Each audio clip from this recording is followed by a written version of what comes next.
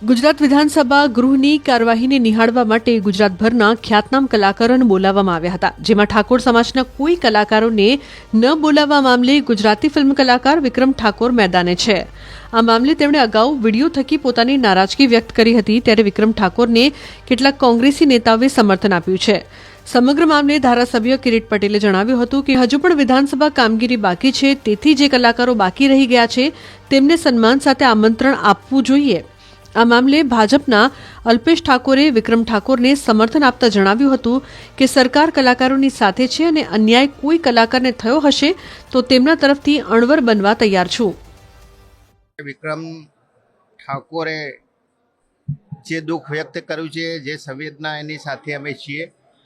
સરકારે ખાસ ધ્યાન રાખવું જોઈએ અને કોઈ પણ કલાકારોને તમે વિધાનસભાની અંદર બોલાવો એમનો અમને વાંધો ના હોઈ શકે, પરંતુ જ્યારે ગુજરાતના કલાકારોને તમે આમંત્રણ આપતા હોય ત્યારે કલાકારો બધા સરખા હોય છે, એમાં કોઈ પણ કોમના કલાકાર હોય એમની અવગણના ના થવી જોઈએ।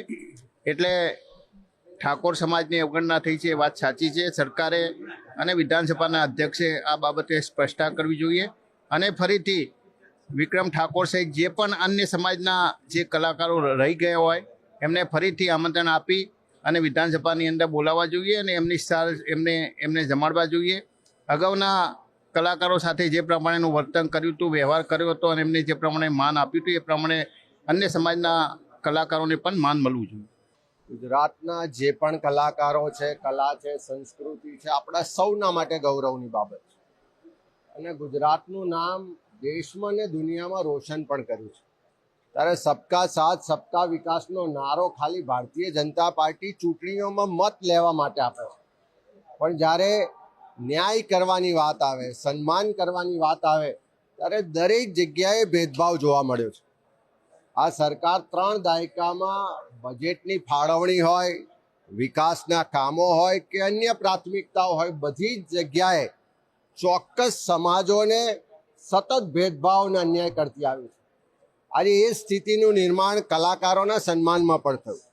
કલાકારોનું સન્માન કરવું હોય, વિધાનસભામાં બોલાવીને એમને માન પ્રતિષ્ઠા આપવી હોય તો બધાને બોલાવવા જોઈએ। શું કામ ચોક્કસ લોકોને બોલાવો છો?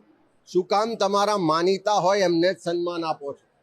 વિક્રમ ઠાકોર હોય કે બીજા અનેક એવા નામી કલાકારો છે કે જેમની કલા માટે આપણને સૌને ગૌરવ છે, ગુજરાતી તરીકે ગૌરવ છે, ત્યારે ચોક્કસ સમાજના લોકો, ચોક્કસ કલાકારોને નહીં બોલાવી અને સરકારનું જે ભેદભાવ અને અન્યાયવાળું વલણ બહાર આવ્યું છે, હું એને સખત શબ્દોમાં વખોડું છું।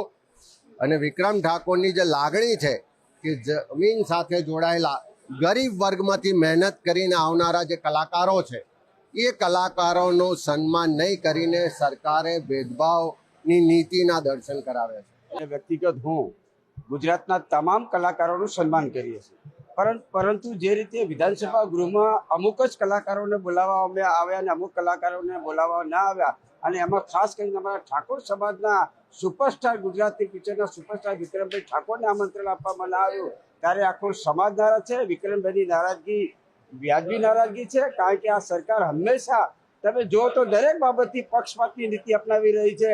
બજેટ હોય તો પણ પક્ષપાતની નીતિ અપનાવી રહી છે, વિકાસની વાત હોય તો પક્ષપાતની નીતિ અપનાવી રહી છે અને વિક્રમભાઈ સાથે સમગ્ર સમાજ છે અને સરકારે આવું ન કરવું જોઈએ। સરકાર માટે તો દરેક કલાકારો સન્માન્ય હોય। તમે જો ગુજરાતની અંદર ઠાકોર સમાજ છે, કોળી સમાજ છે, દેવી પૂજક સમાજ છે, દરબાર સમાજ છે, પાટીદાર સમાજ છે, ઘણા એવા નામાંકિત કલાકારો છે, ભજનીકો છે, લોક સાહિત્યકાર કલાકારો છે, આવા ઘણા કલાકારોને આમંત્રણ આપવામાં નથી આવ્યું। ત્યારે ગઈકાલે જે સમાજે વિક્રમભાઈને સમર્થન કર્યું એમાં અમે અમારો સૂરનો સૂર પુરાવી અને વિક્રમભાઈના સમર્થનને અમે સમર્થન આપ્યું।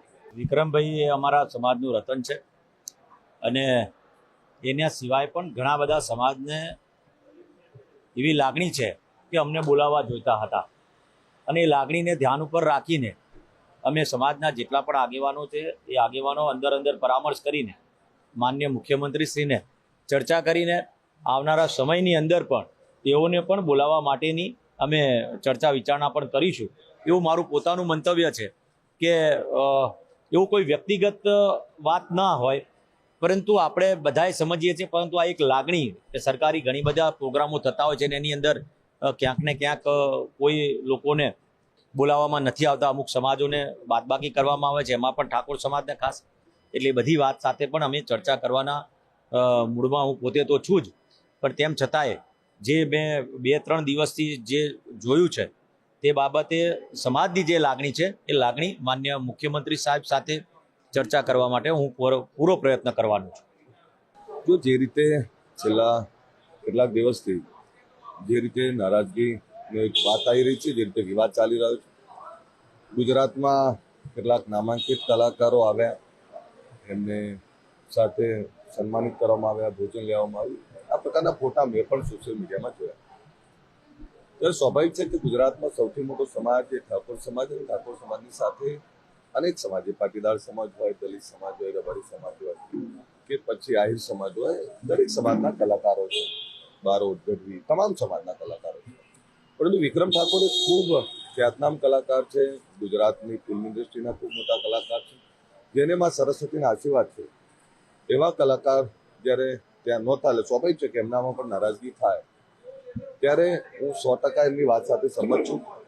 પરંતુ આ કાર્યક્રમ કોઈ પૂર્વ આયોજિત નહોતો. સરકારનો ઈરાદો વિક્રમ ઠાકોર જેવા ખ્યાતનામ કલાકારને ઇગ્નોર કરવાનો ના હોઈ શકે. મને પણ એમના આ સોશિયલ મીડિયાના માધ્યમથી ખબર પડી, અને જે કંઈ વાત એમને જે મુદ્દા ઉઠાયા છે, આ વાત એમના કહેવાથી આજે ખબર પડી છે. હકીકતમાં જો અમને પહેલા ખબર હોત તો 100% એમાં સુધારો કરી દો. પરંતુ હવે જે બનાવ બની ગયો છે, એ બનાવમાં અમે પણ અજાણ હતા, અમને પણ કંઈ ખબર નથી. હું એ દિવસે બપોર પછી આવેલો.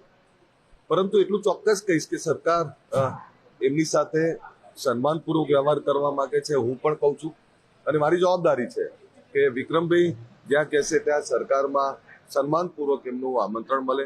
અને વિક્રમભાઈને હું તો સરકારને પણ વિનંતી કરું છું કે સરકારે વિક્રમભાઈને આમંત્રણ આપવું જોઈએ.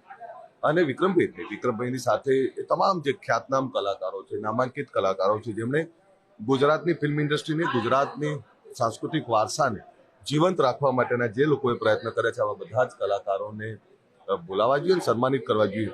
બીજી વાત એમણે જે કંઈ ઉઠાઈ છે, એ તમામ બાબતોનો અભ્યાસ કરીને સરકારમાં જ્યાં જે કંઈ વાત કરવાની યોગ્ય જગ્યાએ વાત કરીશ. હું 100% કહું છું કે જે એમની લાગણી છે, જે સમાજની લાગણી છે, એમની સાથે ઊભું રહેવું મારી જવાબદારી છે.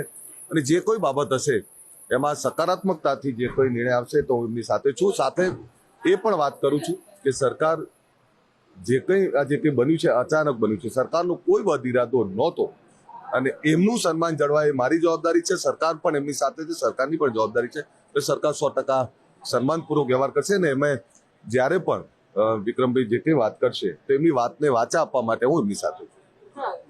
મેં વિક્રમભાઈને ફોન કર્યો તો વિક્રમભાઈ જોડે વાત થઈ હતી. પણ જ્યારે આ કલાકારો અહીં વિધાનસભામાં આવ્યા ત્યારે 8-10 કલાકારો હતા, અને એ સારા કલાકારો. ભીખુદાનભાઈ ગઢવી એ ગુજરાતનું ખૂબ મોટું નામ, કીર્તિદાનભાઈ, માયાભાઈ, આવા કલાકારો હતા. પણ એ કલાકારો, ખ્યાતનામ કલાકારોની સાથે વિક્રમ ઠાકોર કે એવા કલાકાર હોત તો મને પણ ગમત. પણ મેં પણ સંપર્ક કર્યો, અને મને પણ જ્યારે હું બપોર પછી આવ્યો ત્યારે કેટલાક સાથી ધારાસભ્યો, પત્રકાર મિત્રોએ કહ્યું કે કલાકારો આવીને ગયા.